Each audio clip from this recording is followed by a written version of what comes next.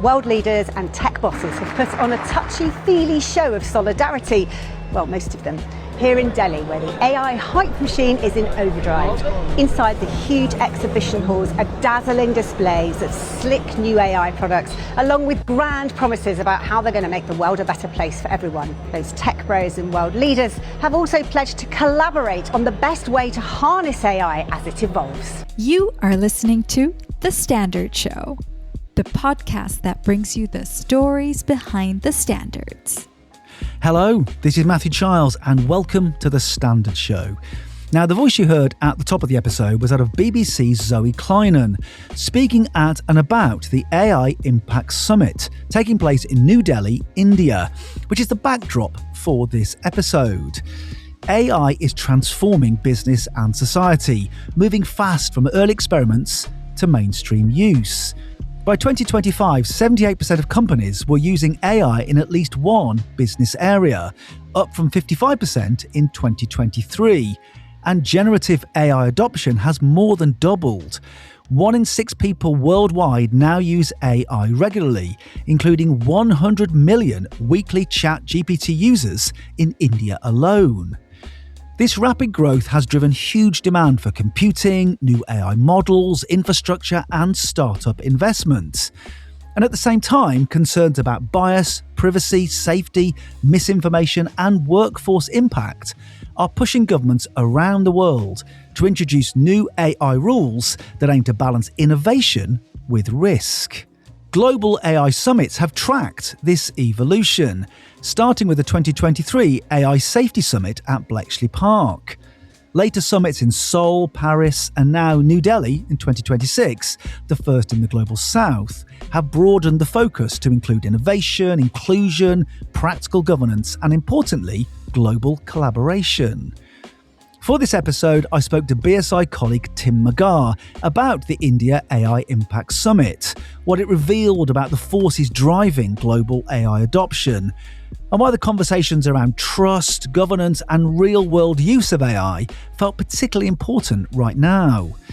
We also discussed how organisations can demonstrate responsible AI through emerging standards and frameworks, particularly ISO IEC 42001, and what they should be doing today to prepare for evolving regulation.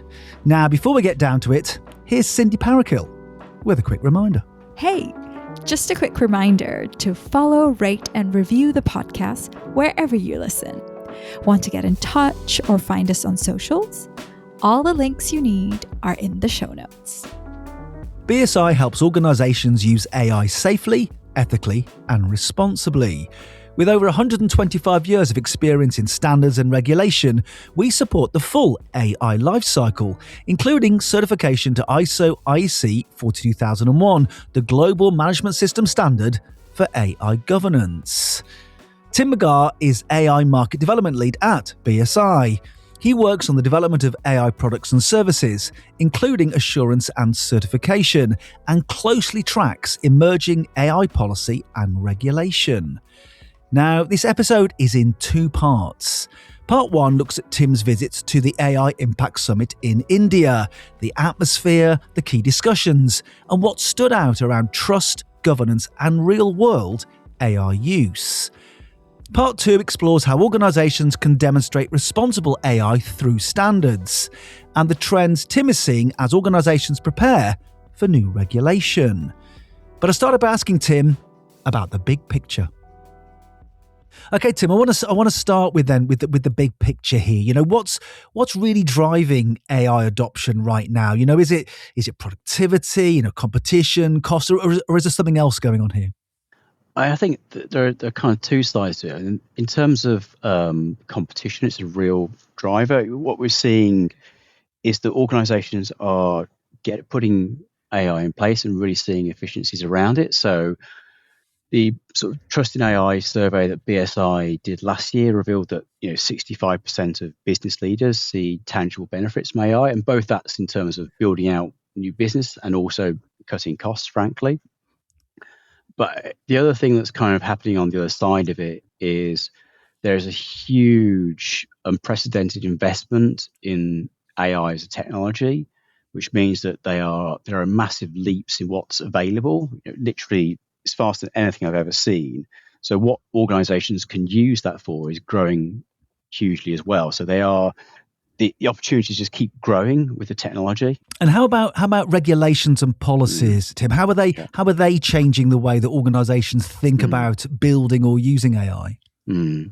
So the first comprehensive piece of regulation around AI was the EUA Act, which came into force effectively 2 years ago now. And that kind of set some of the direction around regulation. And what we've seen around the world is this balance between the governments taking between trying to let innovation flourish, trying to make sure their economy grows on the back of AI, versus making sure the right guardrails are there. And that tension has been in place for 5 or 6 years now. And what we're seeing is that there is a general trend towards more regulation around AI. So it's going at different paces and back and forth. But overall, the trend is towards more regulation, but also the governments are keen to ensure that the investment in AI as the industry of the future goes into their country as well. So there's that continual tension that happens within the government level. Obviously, regulations and policies are important here, Tim. You talked there about the EU AI Act, and obviously we've got some large players here. We've got the United States, we've got China, we've got Europe, and obviously then individual countries too, and India too as well in that sort of mix. I just wonder, sort of, how is that all working? So I think the general trend is towards regulation, but it's very different in those different places. So, for example, China has been regulated for quite a long time, but it's generally focused more around cybersecurity and AI. In the US, most of the sort of regulation is happening much more at state level. And various states like Texas or Colorado or New York are doing some quite interesting things. But also, it's really different in terms of different countries. So, for example, in the UK, it's much more focused towards the existing regulators. But there are countries like Korea or Vietnam that have regulations coming through that's pretty similar to what the EU has done, but with their own sort of local approach. Now, Tim, you were recently at the AI Impact Summit in India. Now, I want to talk to you about the discussions, but before we get to that, paint a picture for us. Who was there? What was the atmosphere like? And why did this particular summit feel important in the global AI conversation? So in terms of the summit itself, it sort of evolved over 4 summits now, from Bletchley Park to Paris to Korea, and really moved from sort of focus primarily around sort of AI safety and security to something much more about sort of growth as well. So the AI security and safety conversation is still there, but a lot more about how do we grow this out further. In terms of who was at the summit, it was a real mix. So there were many government leaders, there were lots of global tech firms, a huge presence of the sort of Indian ecosystem around AI, but also startups, academics, and obviously sort of standards bodies and certification bodies. But I think the real thing that India did that was different was trying to open it up to the public itself and trying to have as many people come along, see what's happening on AI and get enthusiastic about it.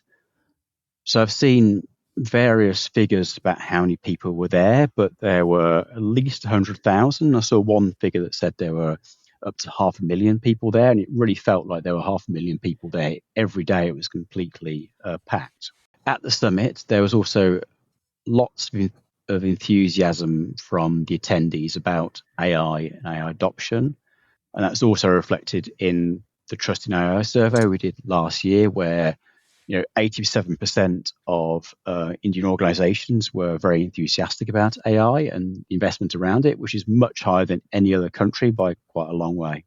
And I'm thinking, Tim, also, it sounds like a sort of event, a type of event you'd never really been to before. No, I've never been to anything of that scale, and just it's very hard to articulate quite the ambition that the Indian government obviously had around the event and how they wanted to really showcase the Indian approach and what they had to offer to the rest of the world, and also build that enthusiasm in the local population. Now, you talked there about sort of energy and ambition. I want to really explore now what really stood out for you in the discussions. Were there any particular themes or maybe tensions or moments that felt especially telling? And what do they suggest about maybe where AI is heading globally, particularly around trust, governments and governance and real world use of AI?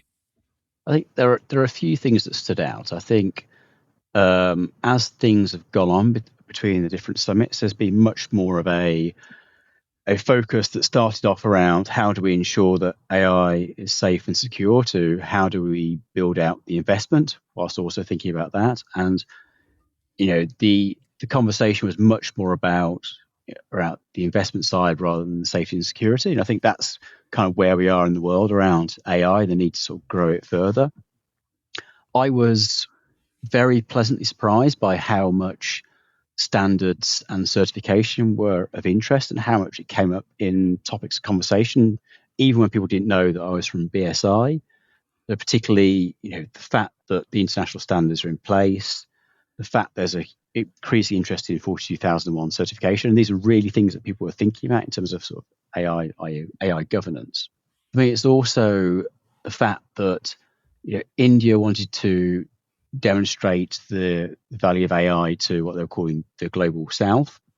And obviously the other conferences were in the UK, France and Korea, and they're trying to shift the conversation to a wider set of actors. And I think they really succeeded in that as well, in what they're doing. And obviously, AI is something that all countries seemingly want to take a leadership on.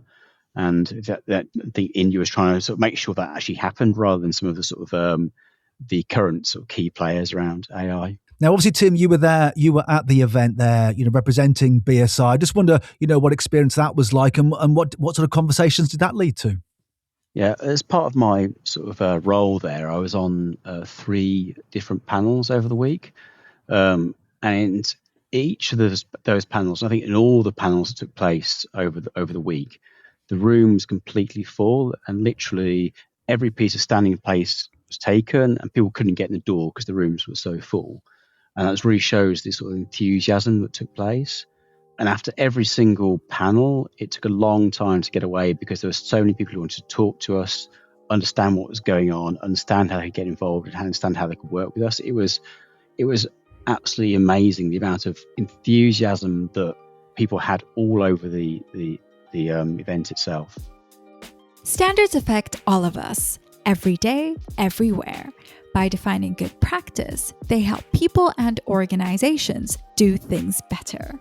Each year, standards bodies publish thousands of standards, and we're always looking for more people like you to join our growing community of standards makers. We welcome applicants from all backgrounds, areas of expertise, and career stages. Our goal is simple: to bring a balance of perspectives to the table. As a standards maker, you can help improve how things are made and done, whether it's building more inclusive workplaces, improving healthcare, advancing AI governance, accelerating climate action, and much more. If you want to make a difference and help shape the world through standards, start your standards making journey today. Details on how to get involved are in the show notes. Okay, Tim, I want to move us on now to sort of looking at issues of trust and standards and sort of organisational readiness. So when organisations want to show they are using AI responsibly, where can they turn? What sort of standards and frameworks or assurance mechanisms are available to help demonstrate that the AI systems they are developing and adopting, that they're safe, responsible, and ultimately trustworthy? So, thankfully, the AI standard system through ISO/IEC has been going for over a decade.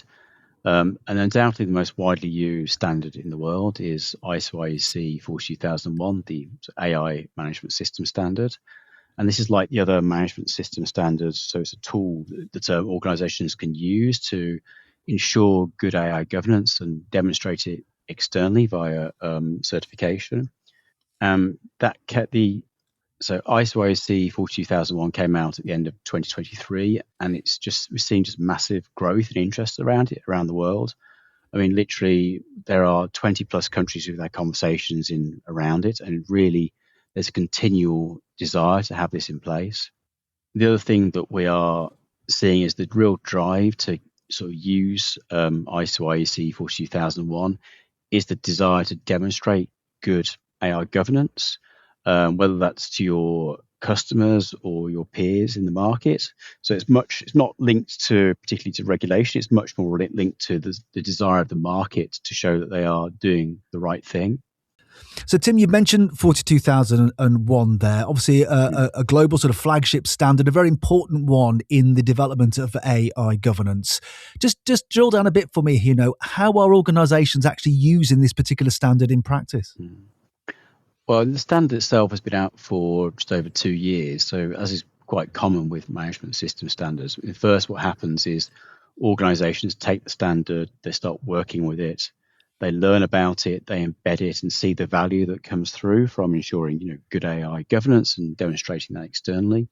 And then some of those will choose to sort of move forward to go for external certification if they want to show it to a wider market that they have that in place. But I think we're really sort of the point where a lot of organisations have it embedded, they understand it, and they're pushing out as well. So in terms of this uptake of 42001, what we're really seeing is it's quite interesting compared to other management system standards. Firstly, it's been picked up particularly in the markets that are most investing in AI. So unsurprisingly, that includes the US, although the US is much less well known for sort of following certification. And it's also been heavily picked up in some of the key sectors that are using AI or want to be able to demonstrate it. So the technology sector itself, financial services, and also professional services. And it's really those organisations rather than some of the more traditional standards and certification users. And Tim, how about 42001, working with something like the EU AI Act? So the EU AI Act takes quite an interesting approach. So there is a need for a quality management system, but that's probably more likely to be linked to a particular harmonised standard.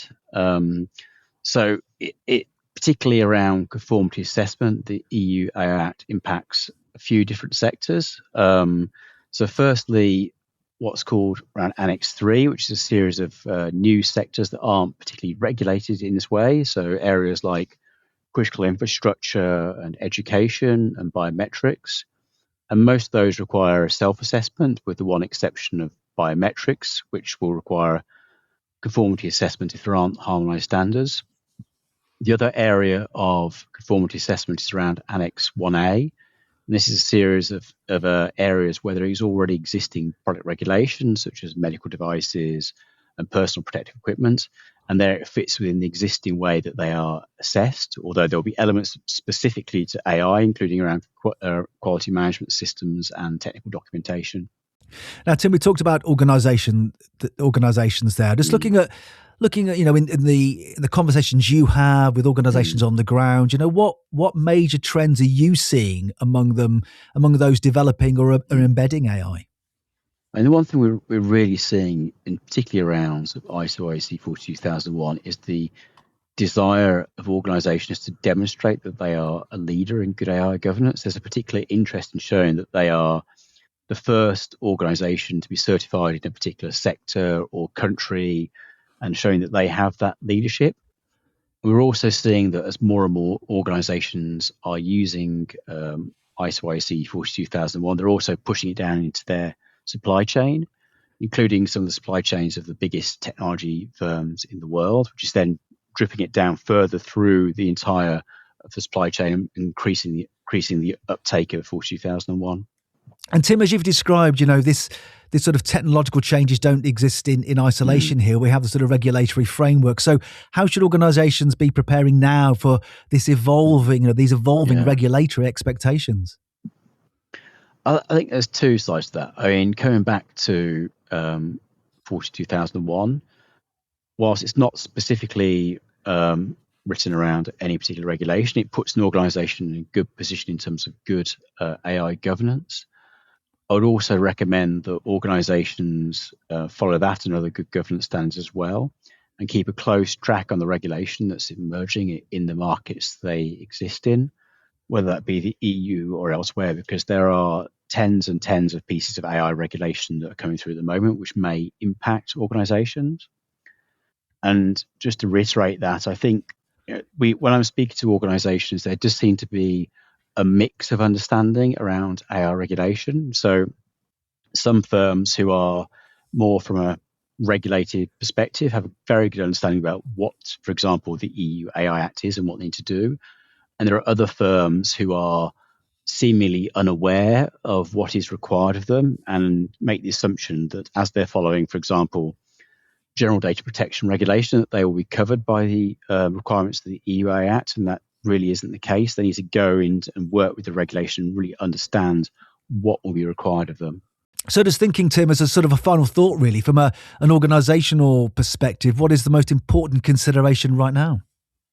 I think the most important thing that organisations can do is just prepare themselves for what's coming around AI governance and also regulation. So particularly looking to ISO IEC 42001 as the main AI governance standard globally, and looking to potentially the EU AI Act as the gold standard for what will come around AI regulation in the world, and working towards both of those frameworks. Now, I couldn't let Tim go without asking him about his standards journey, something regular listeners know we love to explore. So I asked him to do just that. How and when did his standards journey start? And where is he now? I think it's like a lot of people, it's pretty accidental. So I was working in another organisation before BSI dealing with risk management. And I moved into a role in the national standards body, building out the standardisation around risk management and business continuity. And that then led into another role, sort of building out areas of tech standards. So been involved right from the very beginning around standards for Internet of Things and virtual reality and blockchain and cybersecurity and AI. And then from that experience in AI, moving over to the other side of BSI, sort of dealing with the certification and testing against the same standards.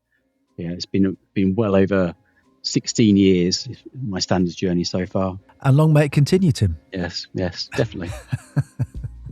My thanks to BSI colleague Tim McGarr for speaking to me about the India AI Impact Summit 2026, the key drivers of global AI adoption, and how organisations can use standards like ISO IEC 42001 to ensure responsible, trustworthy AI.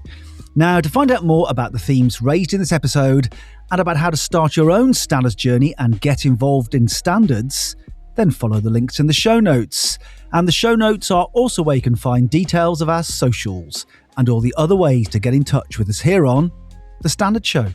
You have been listening to an episode of The Standard Show, the podcast that brings you the stories behind the standards. You just heard a Stripped Media production.